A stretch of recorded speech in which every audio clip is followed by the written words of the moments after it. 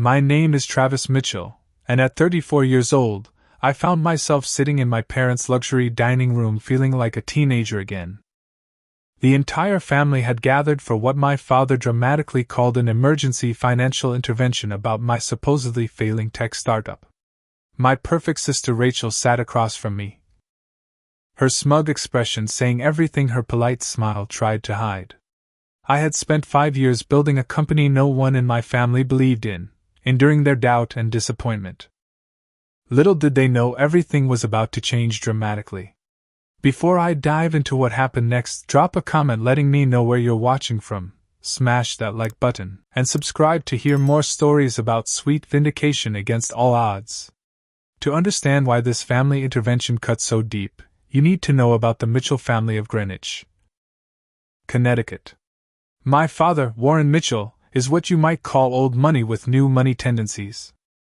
A Harvard Business School graduate who spent 30 years climbing to senior partner at Hartford Investment Group, Dad believes in 3 things: prestigious degrees, established career paths, and the power of compound interest. Nothing in life worth having comes without a detailed 20-year plan, according to Warren Mitchell. My mother, Catherine, followed her own prestigious path as a corporate attorney before being appointed to the state judiciary 10 years ago. While less vocal than my father, she reinforced the same expectations through raised eyebrows and disappointed sighs whenever I veered from the prescribed path to success. Then there's my sister Rachel, 2 years older, 4 inches taller, and infinitely more aligned with our parents' expectations. Rachel did everything right. Valedictorian at our private prep school, early admission to Yale Law Review, fast track to partnership at Covington and Burling. Each achievement meticulously documented in holiday letters and casually mentioned whenever family friends asked about us. I wasn't exactly a failure by normal standards. I graduated with honors from Cornell with a double major in computer science and business. But I was the family disappointment because I refused to follow the script. The trouble started senior year of college when I received 2 offers: a lucrative starting position at Goldman Sachs and acceptance into Stanford Business School. Both would have made my parents ecstatic. Instead, I announced over Thanksgiving dinner that I was turning down both to start a software company with my roommate. I still remember my father's face turning that particular shade of purple. "You want to throw away your education to become a glorified coding monkey?" he sputtered, setting down his fork with surgical precision. "This is what we invested in your future for." My mother tried a different approach. "Travis, honey, perhaps get your MBA first, then explore entrepreneurship with a proper foundation." Translation: get the right credentials so when you fail, you can fall back on something respectable. Rachel just watched the show, secure in her position as the child who never caused such drama. Despite their objections, I launched Nexus Technologies the summer after graduation. My college roommate Derek and I started developing productivity software for small businesses. We secured modest angel funding, rented a tiny office in Brooklyn, and lived on ramen while building our platform. The first 2 years were promising. We developed a solid product, built a small client base, and even turned a tiny profit by year 3. But in the Mitchell family measuring stick, I was treading water at best. Family gatherings became a subtle gauntlet. Every conversation circled back to how I was doing with my little project. My father would ask about revenue projections and burn rates, then frown thoughtfully as though calculating exactly how long until I would fail. My mother would mention friends whose sons had started at her firm or whose daughters had just purchased brownstones in the right neighborhoods. Rachel would share news of her latest promotion or case victory, then ask about my work with wide-eyed interest that never quite reached her eyes. What my family didn't know was that Nexus had been undergoing a massive pivot. 3 years in, Derek and I realized our initial business model had limited growth potential. We made a risky decision to develop an entirely new AI-driven data analytics platform. This meant 18 months of intense development with little to show externally while burning through our initial profits and taking on new debt. We operated in stealth mode, partly out of strategic necessity, and partly because I couldn't bear to explain to my family that we were essentially starting over. As far as they knew, Nexus was stagnating, and I was too proud to admit defeat. Then came the breakthrough. Our new platform caught the attention of several major venture capital firms. We entered intense negotiations but kept everything under strict NDAs. For 6 months, I was flying between San Francisco, Boston, and New York for meetings while maintaining a front of business as usual. All this was happening while, from my family's perspective, I was floundering. My credit card debt had increased. I had moved to a cheaper apartment. I drove the same 10-year-old Honda Civic. Every external signal suggested failure, and I wasn't in a position to correct that impression yet. Which brings us to the intervention. My father called on a Tuesday, his voice carrying that particular note of authority he reserves for important pronouncements. "Travis, your mother and I are hosting a family dinner this Friday. Attendance is mandatory. We need to discuss your situation." My situation. Like I had a disease. "Is this about the business?" I asked. "Among other things. The entire family will be there. 7 o'clock sharp. When Warren Mitchell says the entire family, he means an audience for your humiliation.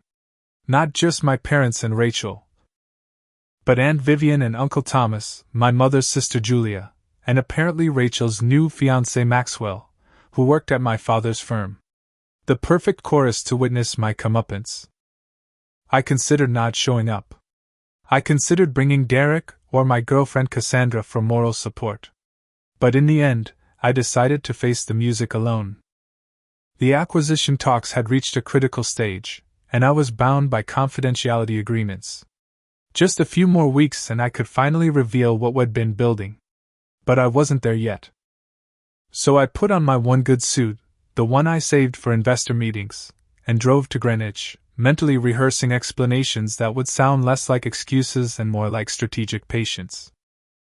But deep down, I knew nothing I said would matter. The Mitchell family had already rendered their verdict. The Mitchell family home in Greenwich is an imposing colonial revival with white columns and perfect symmetry. It's the kind of house that appears in Architectural Digest spreads about timeless New England elegance. Growing up there, I always felt like I was living in a museum where touching the exhibits was strictly prohibited. I parked my weathered Honda behind Rachel's gleaming Tesla and my father's Jaguar, already feeling outclassed before even entering the house. Maria, my parents' longtime housekeeper, answered the door with a sympathetic smile that told me everyone inside already knew the purpose of this dinner. "Travis, your family is waiting in the dining room," she said, taking my coat. The formal dining room. Not the kitchen where we had casual family meals, or the sunroom where we gathered for Sunday brunches.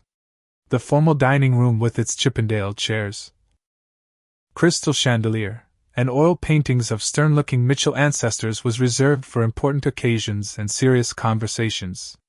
They were all there, arranged around the mahogany table like a tribunal. My father sat at the head, naturally, with my mother to his right. Rachel and her fiancé Maxwell occupied one side, while Aunt Vivian, Uncle Thomas, and Aunt Julia filled the other. The empty chair at the foot of the table awaited me like a witness stand. "Travis," my father announced as I entered. "Right on time for once. Please sit."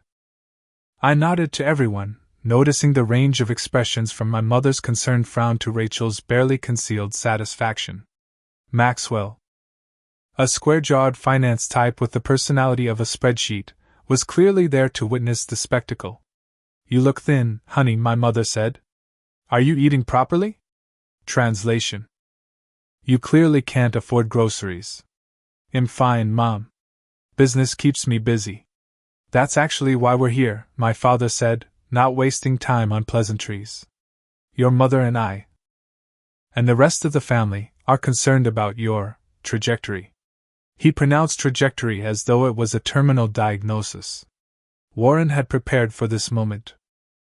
I watched as he retrieved a leather portfolio from beside his chair and opened it to reveal neatly arranged documents. My father never entered any discussion without ammunition. Travis, he began, adjusting his reading glasses, for 5 years we've respected your decision to pursue this entrepreneurial path.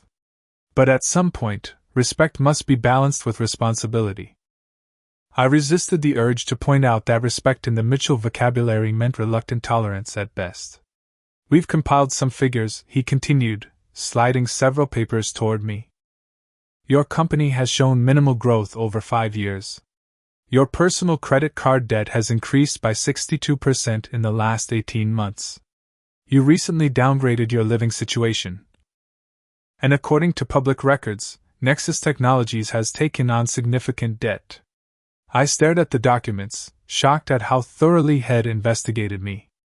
Head pulled my credit reports, traced my apartment history, and somehow accessed information about my company's finances that should have been private. How did you get this? I asked, feeling violated. That isn't relevant. He dismissed. What's relevant is that you're 34 years old and heading toward financial ruin. Warren, Catherine interjected, her tone softer. We're not here to attack Travis. We're concerned.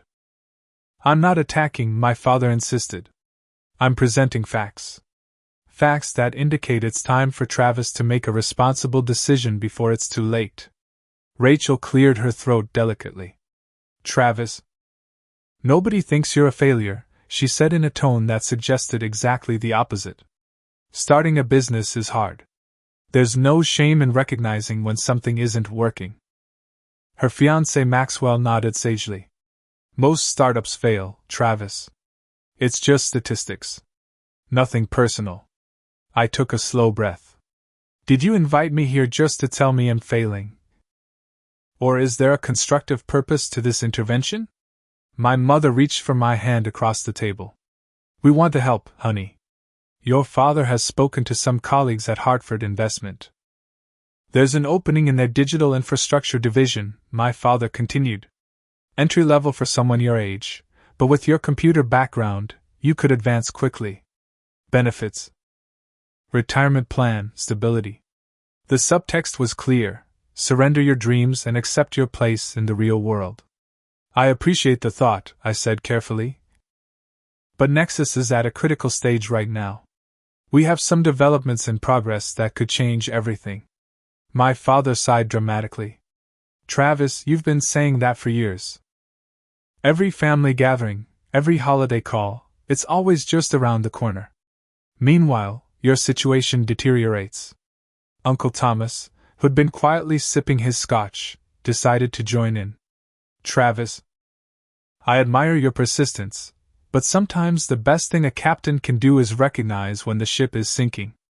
And Vivian nodded. Your parents are trying to throw you a life preserver, dear. I looked around the table, at these people who'd gathered specifically to witness my capitulation. The perfect Mitchell family staging an intervention for their wayward son who dared to step off the prescribed path. I understand you're all concerned, I said, choosing my words carefully. But this is my company, my career, and my choice. A choice that's affecting this family, my father countered. Your mother worries constantly. Your credit problems could impact our family reputation in financial circles. I almost laughed at that.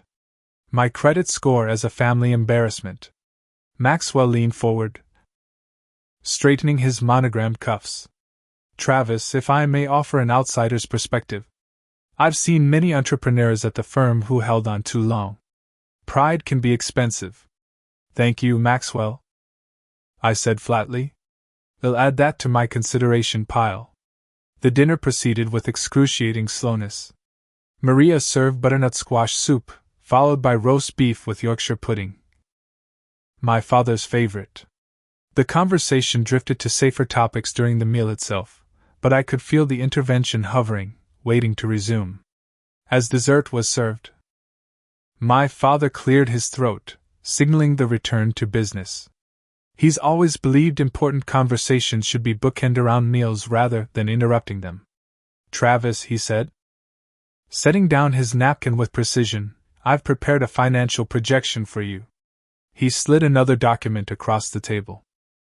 It was a detailed spreadsheet comparing my current trajectory with the potential growth if I took the Hartford position. 5 years from now, you could be back on solid financial footing, with a respectable position and prospects for advancement. Continue on your current path, and you'll likely face bankruptcy before you're 40. I studied the neat columns of numbers, the tidy assumptions, the perfectly straight lines of projected growth. It was so like my father to believe life could be quantified and graphed with such certainty. Dad, business doesn't work like this. Innovation isn't linear. No, but failure certainly is, he replied sharply.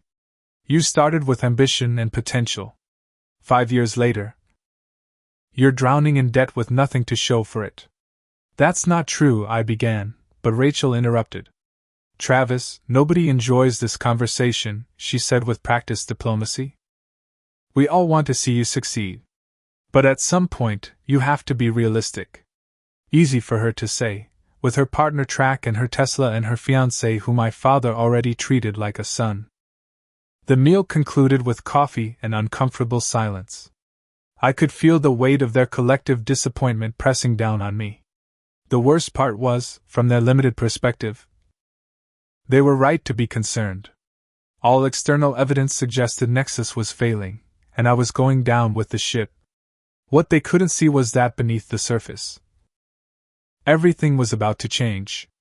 If they could have just given me a few more weeks of patience, this entire intervention would have been unnecessary. But patience had never been a Mitchell family virtue. As Maria cleared the dessert plates, my father stood up, signaling the real purpose of the evening was about to commence. He straightened his tie, assuming what Rachel and I had always called his boardroom posture. Before we conclude this evening, he announced, I believe we have some family news to celebrate as a contrast to our concerns. He turned to Rachel with unmistakable pride. The kind of pride I'd never seen directed at me. Not even when I graduated with honors or when Nexus landed our first major client. Rachel, would you like to share your news? My sister smoothed her already perfect hair and smiled. The smile she reserved for major achievements. I wasn't planning to announce this until next week, she began with practiced modesty, but I received the call yesterday. In being made partner at Covington and Burling. A chorus of congratulations erupted around the table.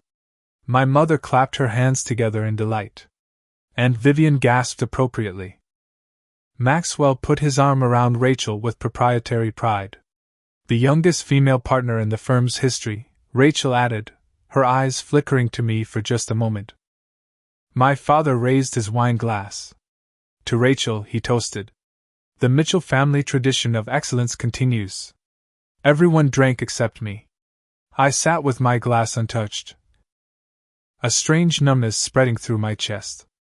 After everyone had properly congratulated Rachel, my father remained standing, his expression shifting as he turned to me. The contrast couldn't have been more deliberate. And this, he said, his voice hardening, is why this intervention is necessary. While your sister has applied herself diligently to a respectable profession, climbing the ranks through hard work and dedication, you've been playing at being an entrepreneur. He actually made air quotes around the word entrepreneur. Your sister made partner while you play entrepreneur, Dad announced to everyone, his voice resonating through the dining room. It's time to put aside these fantasies and join the real world, Travis. The room fell silent. Aunt Julia studied her napkin. Uncle Thomas examined the ceiling. My mother looked pained but said nothing to contradict my father.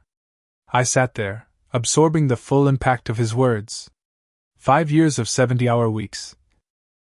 Of skipped vacations and missed holidays because I was working, of taking investor rejections and getting back up the next day, of betting everything on an idea I believed in. Reduced to playing entrepreneur. In that moment, memories flashed through my mind. Sleeping on an air mattress in our first office to save rent money. Derek and I subsisting on instant noodles and coffee for weeks while coding our first prototype. The exhilaration when we landed our first major client. The gut-wrenching decision to pivot our entire business model. The sleepless nights wondering if I had made the biggest mistake of my life. And underneath it all, the constant awareness that my family was waiting for me to fail so they could welcome me back to the fold of conventional success with sympathetic smiles and told you so embraces. I looked at Rachel, expecting to see triumph, but instead caught something that looked almost like pity. Somehow that was worse. Dad, I started, determined to defend myself without revealing what I couldn't yet disclose. The metrics you're using to judge Nexus don't tell the whole story. What metrics would you prefer? Profit? Growth? Market position? My father countered. By any objective measure, your business is failing. Entrepreneurship isn't always linear, I tried again. Sometimes you have to take steps back to move forward. This earned an actual eye roll from Maxwell. He might as well have patted me on the head. Travis, my father said, his tone shifting to what he probably thought was compassionate. There's no shame in recognizing when you've made a mistake. Intelligent people adjust course when the evidence demands it. I think what your father is trying to say, my mother interjected, is that we're worried about you. Your health, your future. Travis has been acting erratically, Rachel added, as though diagnosing me. Canceling family events, being secretive about his work. I'm concerned there's more going on here than business troubles. And there it was. The suggestion that my failure must be accompanied by mental instability. Classic Mitchell family playbook. Pathologizing any deviation from their norm. I felt something shift inside me, a breaking point reached. I was about to stand up. To tell them all exactly what I thought of their intervention and their concern, confidentiality agreements be damned.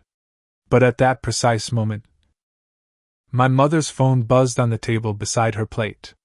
She glanced at it automatically, a brief distraction that would have been ignored, except that her expression suddenly changed. Her eyes widened, and she looked up at me with genuine shock. Travis, she said, her voice uncertain, why is your company valued at $1 billion in the Wall Street Journal? The dining room fell into absolute silence. My father froze mid-gesture, his mouth slightly open. Rachel stopped twirling her engagement ring. Maxwell's smug smile vanished. Even Maria, who had entered with the coffee pot, stood motionless by the sideboard. My mother was staring at her phone, scrolling rapidly. It's an alert from the Journal, she said, her voice rising with each word. Nexus Technologies valued at $1 billion in acquisition deal with Softmatrix International. Founder Travis Mitchell poised to become tech's newest unicorn creator. She looked up at me, genuine confusion replacing her earlier concern. Travis, what is this? I felt a strange lightness in my chest. A mixture of vindication and relief so powerful it was almost dizzying. The news wasn't supposed to break until tomorrow, after all the final paperwork had been signed. Someone at the Journal had jumped the embargo. Can I see that? I asked, reaching for my mother's phone. The article was brief but accurate. Softmatrix International, a major enterprise software company, had agreed to acquire Nexus Technologies in a cash and stock deal valuing the company at just over $1 billion. The deal would integrate our AI analytics platform into their enterprise suite while keeping me on as division head. The article mentioned our revolutionary approach to predictive business analytics and quoted Softmatrix's CEO calling our technology the most significant advancement in business intelligence of the decade. I handed the phone back to my mother, a small smile forming despite my best efforts to remain composed. The embargo wasn't supposed to lift until tomorrow, I said. The final contracts are being signed in the morning. What contracts? What embargo? My father demanded, color rising in his face. What is going on, Travis? I took a deep breath. After 5 years of doubt, dismissal, and intervention dinners, this moment deserved to be savored. For the past 18 months, Derek and I have been developing a new kind of business analytics platform using advanced machine learning algorithms. I explained. We built it to analyze unstructured data and predict market trends with unprecedented accuracy. In English, please, my father interrupted. We created software that can predict business outcomes better than any human analyst. I simplified. It can process millions of data points and identify patterns no one else can see. I turned to Maxwell, enjoying the stunned expression on his face. Remember last year's unexpected shift in commodities markets? Our alpha version predicted it 3 weeks before it happened. Impossible, Maxwell muttered. The venture capital firms didn't think so. I continued. Sequoia and Andreessen Horowitz have been in a bidding war to lead our Series A for months. But when Softmatrix approached with an acquisition offer, the numbers made more sense. I pulled out my own phone and opened my email. Finding the term sheet with the valuation clearly visible at the top, I slid it across the table to my father, whose hands actually trembled as he picked it up. $1 billion, he read aloud, as though the words were in a foreign language. 1.2, actually, with the earn-out provisions, I corrected. The journal rounded down. But your apartment, your car. The credit card debt. My mother stammered. I moved to a smaller apartment because I was never home, just sleeping at the office. I explained. The credit card debt was me personally funding payroll during our development phase so we wouldn't have to dilute our equity with another investment round before the product was ready. I turned to my father. And yes, Nexus took on debt, but it's convertible debt from investors who believed in us enough to bet on our success. As of tomorrow, that debt converts to equity worth 10 times the original investment. Rachel found her voice first. Why didn't you tell us any of this? Would you have believed me? I asked simply. Besides, we were under strict NDAs during negotiations. I couldn't tell anyone, not even family. Especially not family, I thought but didn't say. Uncle Thomas broke the tension with a loud laugh. Well, I'll be damned. The boy actually did it. Aunt Vivian was already on her phone, no doubt checking if the story appeared in other outlets. It's on Bloomberg too, she confirmed. My father stood abruptly and walked to the bar cart in the corner.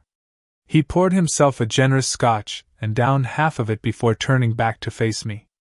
You should have told me, he said. But his voice lacked conviction. Like you told me about investigating my finances? I countered. He had the grace to look uncomfortable. That was out of concern. No, I said firmly. That was out of control. My business has always been just that. Mine. My mother was still processing the news. $1 billion, she repeated.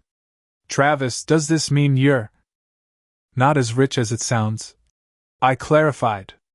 Derek and I own about 40% of the company after early investors. Then there's taxes, and much of it is in stock that has a lock-up period. But yes, I'm doing fine financially. Maxwell leaned forward, his entire demeanor transformed. Travis, this is incredible. Maybe we could get lunch next week? I'd love to hear more about your journey. I bet you would, I thought. I'm going to be pretty busy with the transition, I replied neutrally. Rachel was studying me with new eyes. I couldn't quite read her expression. But it wasn't pity anymore. Champagne, my father suddenly declared. This calls for champagne. Maria, bring the Dom Perignon from the cellar. And just like that, the intervention transformed into a celebration. My father was already shifting the narrative, speaking as though he'd been my biggest supporter all along. I always knew you had the Mitchell determination, he said, clapping me on the shoulder. That's why I pushed you so hard. Had to make sure you were tough enough for the business world. I just nodded, not trusting myself to respond without saying something I'd regret. The rapid reversal from disappointment to pride felt hollow. The congratulations coming too easily after years of doubt. As Maria returned with the champagne and my father made a grand show of popping the cork, I sat quietly, watching my family recalibrate their entire perception of me in real time. The black sheep suddenly transformed into the golden child. The failure now the success story. The disappointment now the pride of the Mitchell name. It should have felt better than it did. The champagne flowed freely as my family processed the news. My father, ever the master of revisionist history, was already recounting how he'd always seen my entrepreneurial potential. Travis has always marched to his own drummer, he told Uncle Thomas, as though this had been a point of pride rather than contention. I told Catherine years ago, he needs space to find his path. My mother, to her credit, seemed genuinely conflicted. She refilled my champagne flute and leaned close. I'm sorry, Travis, she said softly, her eyes sincere. I should have understood what you were trying to build. It's okay, Mom, I replied, though it wasn't entirely. It's hard to believe in something you can't see yet. Across the table, Rachel maintained a polite smile, but I caught the tension in her jaw. Her moment of triumph had been eclipsed completely, her partnership announcement now a footnote to my billion-dollar revelation. Congratulations, little brother, she said when our eyes met. Quite the dramatic timing. The journal jumped the embargo, I reminded her. This wasn't how I planned to tell everyone. Of course not, she said, her tone suggesting otherwise. Maxwell had transformed most dramatically. The man who had been patronizing me about pride being expensive an hour ago was now practically sitting in my lap. Travis, the applications for your technology must be extraordinary, he gushed. Hartford Investment Group has been looking to diversify its tech portfolio. Perhaps I could arrange a meeting with our acquisition team? Soft Matrix might have something to say about that, I replied. But thanks for the interest. And Vivian, always attuned to social standing, was already on her third glass of champagne. Wait until I tell Caroline Peterson about this, she said to my mother. Her son Bradley is still living in their pool house trying to launch that ridiculous food delivery app. The dining room had transformed from a tribunal to a celebration. But something felt profoundly false about it all. These same people who'd gathered to stage an intervention, to tell me to give up and fall in line, were now toasting my success as though they believed in me all along. I excused myself and stepped outside onto the terrace for some air. The cool evening breeze was a relief after the suddenly stifling dining room. I looked out over the manicured garden where I'd played as a child, always careful not to disturb my mother's prize roses or my father's precise hedgerows. The door opened behind me, and I turned to find my mother stepping out to join me. Too much in there? She asked, understanding in her voice. I nodded. It's a lot to process. She stood beside me, both of us looking out at the garden. I never understood what you were trying to build, she admitted after a moment. I worried because I couldn't see it. I know, Mom. Your father, he means well. He just wants security for you. It's how he shows love. I turned to face her. By assuming I'm failing? By gathering the family to pressure me into giving up? She winced. It wasn't our finest moment. No, I agreed. It wasn't. Can you forgive us? She asked quietly. I considered the question. I'm working on it, I said finally. But it's hard to just flip a switch from disappointment to pride. It feels conditional. Oh, Travis, she sighed. Our pride in you was never conditional on success. We were proud of your graduation, your work ethic. We just worried about the path you chose. Because it wasn't your path, I pointed out. She nodded slowly. Perhaps we've been too rigid in our definition of success. Inside, I could hear my father holding court, his voice carrying through the open window as he explained to Uncle Thomas how he'd encouraged my independent thinking all along. The revisionist history was already solidifying. I should get back, I said. Early meeting tomorrow to sign the final paperwork. My mother touched my arm. Will you come for dinner next weekend? Just us, no audience. We have a lot to catch up on. I hesitated, then nodded. It'll bring Cassandra. It's time you met her properly. Your girlfriend? My mother asked, surprise evident in her voice. How long have you been together? 2 years, I said. She's been my rock through all of this. The fact that my mother didn't even know about the relationship that had sustained me through the most challenging period of my professional life said everything about the distance that had grown between us. Back inside, Rachel cornered me by the dessert table. Her congratulations had worn thin, revealing the complexity beneath. Quite the mic drop, she said, keeping her voice low. Just when I finally had my moment. I studied my sister, seeing past the perfect exterior to the insecurity that had always driven her. That wasn't my intention, I said honestly. Your partnership is a huge achievement, Rachel. I'm proud of you. She blinked, momentarily disarmed by my sincerity. I worked so hard for this, she admitted. Dad's been talking about you all night.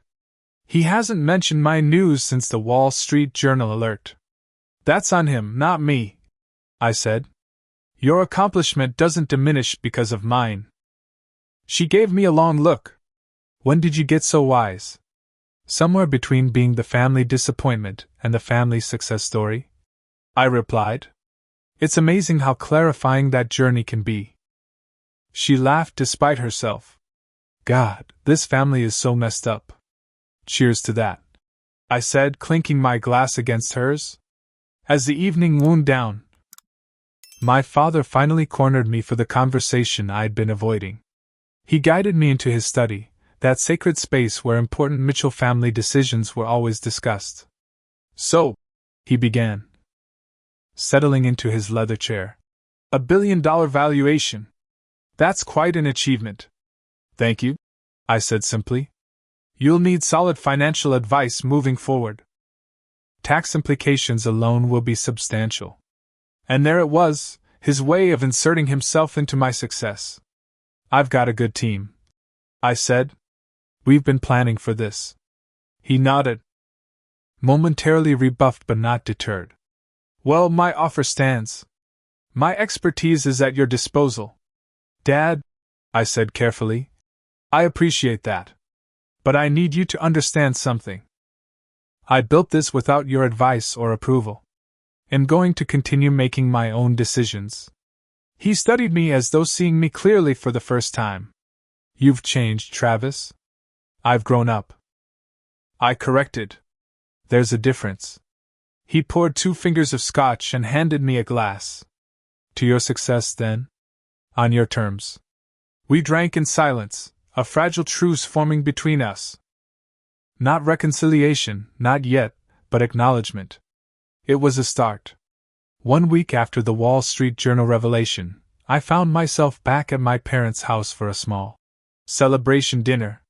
This time, my girlfriend Cassandra accompanied me, her presence beside me a tangible reminder of how much had changed.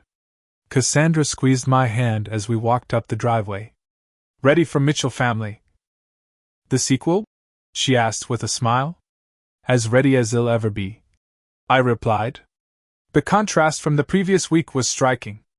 Instead of a somber intervention, we were greeted with enthusiastic embraces. My father had invited several of his colleagues, eager to introduce them to his suddenly impressive son. Travis! There you are, he called as we entered. Come meet Walter from Deloitte. He's been following your acquisition news with great interest. I made the introductions, including Cassandra, though my father barely paused to acknowledge her before launching into the story of my success as though it were family lore. Travis always had an entrepreneurial spirit, he told the small gathering. Even in high school, he was coding and building websites when other kids were playing sports. I caught my mother's eye across the room, and she gave me a small, knowing smile. We both recognized the revisionist history for what it was. The evening proceeded with my father positioning himself as my proud mentor, offering unsolicited advice about managing my new wealth and position. You'll want to diversify immediately, he counseled loudly enough for his colleagues to hear. I can recommend several excellent investment strategies. Thanks, Dad, I said noncommittally. Soft Matrix has a pretty comprehensive retention package that includes financial planning. His smile tightened almost imperceptibly. Well, no harm in a second opinion from your old man. Rachel arrived late, making a calculated entrance that ensured all eyes turned to her. She'd brought Maxwell, of course, but her demeanor toward me had shifted subtly. The competitive edge remained, but there was something like genuine respect in her congratulations. The firm is buzzing about your acquisition, she told me during a quiet moment by the bar. Several partners mentioned it during my partnership announcement reception. Sorry if I stole your thunder, I said. She waved dismissively. Please. If anything, having a billionaire brother increases my social capital. Am not a billionaire, I corrected. The company valuation doesn't translate directly to personal wealth. Details, she said with a smirk. So are you happy? Really happy, I mean? The question caught me off guard with its sincerity. I am, I said after a moment. Not because of the money, but because we built something valuable that works exactly as we envisioned it. She nodded slowly. I get that. Different path than I would have chosen, but I get it. It was as close to understanding as Rachel and I had come in years. Later, my mother pulled Cassandra and me into a quiet corner of the sunroom, away from my father's networking session. I want to apologize properly, she said, her voice low. To both of you. I should have made more effort to understand your work, Travis, and to know the people important in your life. She turned to Cassandra. 2 years together. And this is the first real conversation we've had. That's my failure. Cassandra, always gracious, smiled warmly. There's plenty of time to change that, Catherine. My mother hesitated. Then said something that stunned me. I had dreams once, you know. Before law school. I wanted to open a gallery, represent emerging artists. What happened? I asked. Practical considerations, she said with a small shrug. Or that's what I told myself. The truth is, I was afraid to take the risk. Watching you these past 5 years, Travis. It's been difficult partly because you had the courage I didn't. The vulnerability in her admission left me speechless. In 34 years, I'd never heard my mother express regret about her career path. It's not too late, Cassandra suggested gently. The art world always needs knowledgeable advocates. My mother smiled sadly. Perhaps. But that's a conversation for another time. Tonight is about celebrating Travis. As she moved away to rejoin the party, Cassandra squeezed my hand. There's a lot more depth to your family than you led me to believe. In discovering that myself, I admitted. The evening's most awkward moment came when my father cornered me by the dessert table. Clearly having consumed several scotches. I want you to know, he said, his voice carrying just a bit too much volume, that I always believed in you, Travis. Always. All that tough love was just to push you to excellence. Several nearby guests nodded approvingly at this display of fatherly wisdom. That's not how I remember it, Dad, I said quietly. He blinked, momentarily thrown off script. Well, memory is subjective. The important thing is where we go from here. I have some thoughts about your next steps career-wise. I'm sure you do, I replied. But my path is my own to determine. It always has been, even when you disagreed with it. He frowned, unused to being contradicted, especially in front of his peers. Now, Travis. There's no need for that tone. I'm only trying to help. I appreciate the intention, I said, keeping my voice level. But I need you to understand something. I value your experience. But I make my own decisions. That's not changing just because the Wall Street Journal validated my choices. A tense silence fell between us. For a moment I thought he'd argue or make a scene. Instead, he nodded stiffly and moved away to refill his drink. Cassandra appeared at my side. Everything okay? Family recalibration in progress, I said. It's going to take time. Throughout the evening, I maintained a careful balance between politeness and boundary setting. I accepted congratulations without falling into my father's narrative that he had somehow orchestrated my success. I reconnected with family members who had been genuinely supportive. Like Aunt Julia, who had always slipped me encouraging notes, even during the lean years. Most importantly, I introduced everyone to Cassandra not as a new accessory to my success but as the person who'd believed in me when almost no one else had, who'd held me together during the darkest moments of doubt. By the end of the night, something had shifted. Not a complete transformation, but the beginning of a new dynamic. My parents were starting to see me as an adult with my own valid path rather than a wayward child to be corrected. Rachel was adjusting to a relationship based on mutual respect rather than competition. And I was learning that establishing boundaries didn't have to mean cutting ties. As Cassandra and I prepared to leave, my father approached for a final word. To my surprise, he extended his hand formally. "You've proven me wrong, Travis," he said. The admission clearly difficult for him. That's not something many people can say. I'm still processing what that means, but I'm proud of what you've accomplished. It wasn't a complete reckoning. But from Warren Mitchell, it was unprecedented humility. "Thank you, Dad," I said, accepting his handshake. "That means something." In the car driving back to the city, Cassandra rested her head on my shoulder. "So what's next for the newest tech unicorn creator?" I smiled, thinking about the future that had suddenly opened up before us. "We build something new," I said. "Something that's truly ours." 6 months after the Wall Street Journal revelation, I stood at the floor-to-ceiling windows of my new office, gazing out at the Manhattan skyline. The Soft Matrix logo now shared space with the Nexus name on our door, but we'd maintained our identity and culture throughout the integration. The acquisition had closed smoothly, with Derek and I staying on to lead the division. Our team had expanded from 12 to 50, with plans to double again by year-end. The platform was exceeding performance projections, validating Soft Matrix's billion-dollar bet on our technology. My personal life had transformed as well. Cassandra and I had moved to a comfortable apartment in Tribeca, though we'd resisted the temptation to indulge in excessive luxury.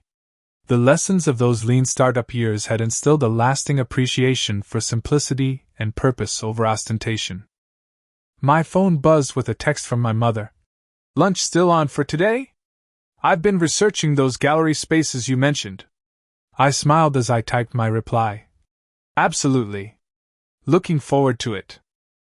Catherine Mitchell had surprised everyone, perhaps even herself, by enrolling in a contemporary art business program and exploring the possibility of opening a small gallery featuring emerging artists. My father remained skeptical but had learned to keep his doubts to himself.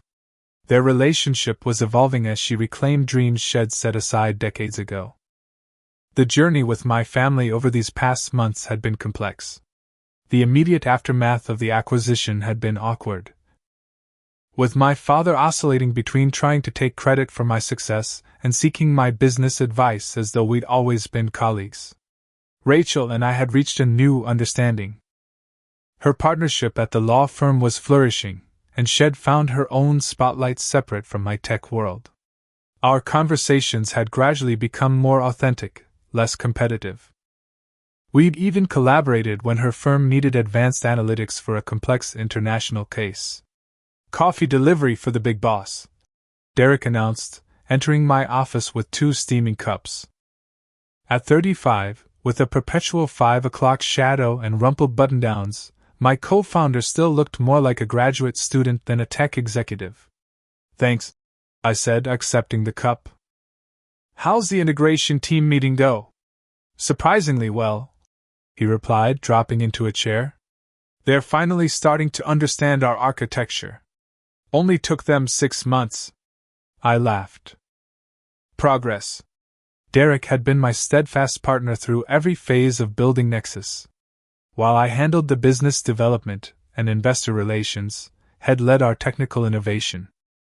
The acquisition had made him wealthy too, though had celebrated by buying exactly two things: a modest house in Brooklyn and a vintage arcade game collection.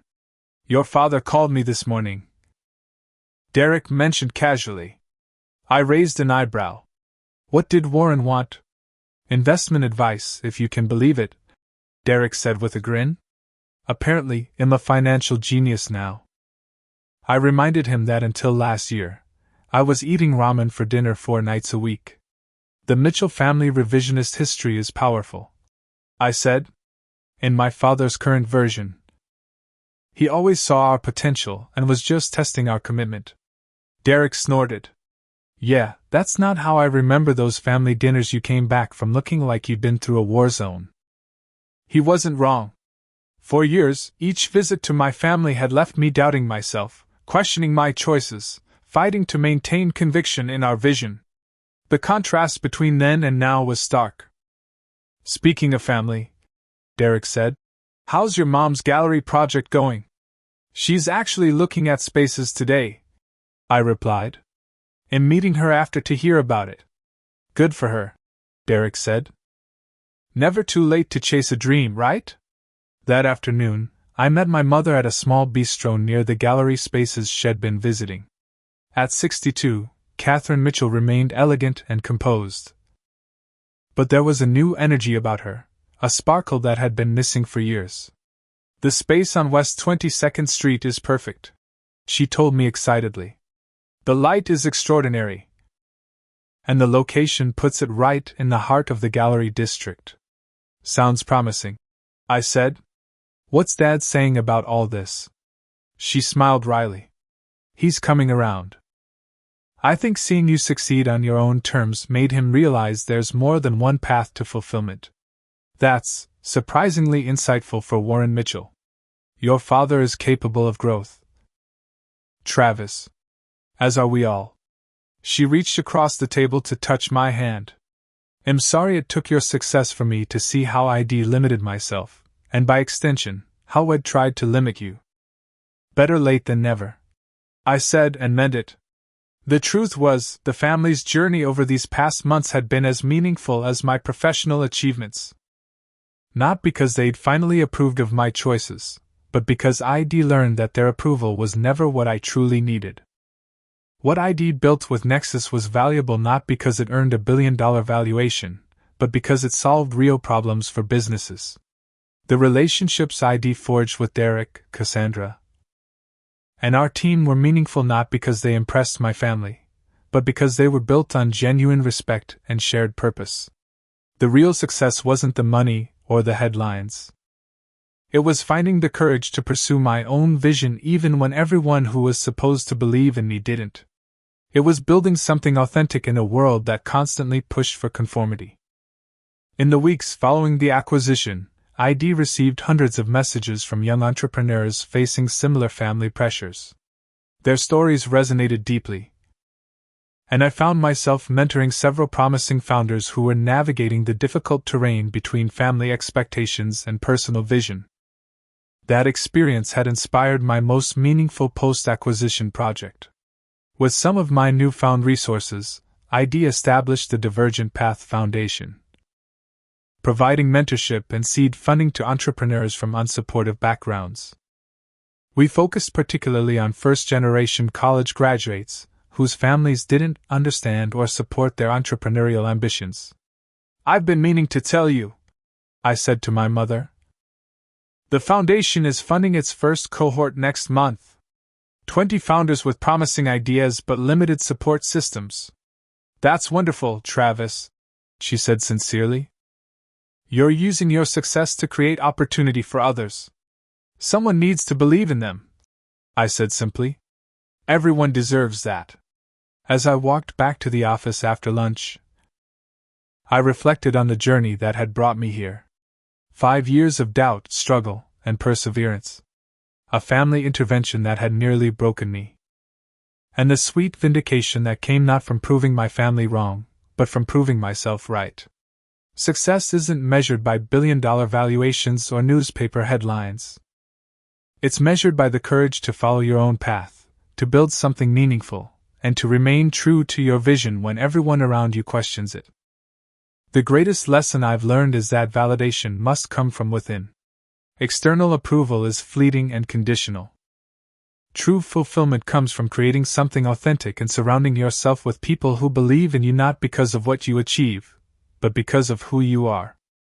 If you're watching this and facing similar doubts from family or friends who don't understand your dreams, remember, their lack of vision doesn't determine your potential. The most meaningful journeys often begin with people telling you you're making a mistake. What path are you forging that others don't understand? Drop a comment below and share your story. Like and subscribe if this resonated with you, and remember to hit that notification bell to follow more stories about finding success on your own terms. Sometimes the people who are supposed to believe in you don't, and that's when believing in yourself matters most. Thank you for watching. And may you find the courage to follow your own divergent path, wherever it may lead.